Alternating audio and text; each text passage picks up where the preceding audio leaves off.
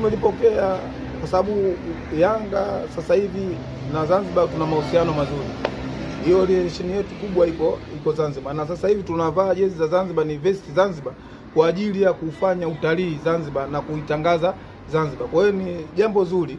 Hata nilimnukuu msemaji wetu wa kimataifa Ali Shabani Kamwe, alisema nitamuomba Rais Engineer Hersi angalau mechi moja ligi kuu ya kumaliza msimu tukacheze Zanzibar.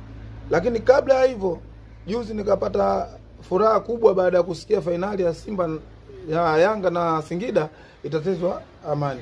Na nimepata dondoo za kusema mechi ya Dodoma Jiji ya kumalizia msimu pia itakuwa Amani kama nilivyoinukuu. Mimi naichukulia kwa uzito mkubwa. Kama mjomba na shangazi, basi mjomba na shangazi huyu ni Singida na Simba.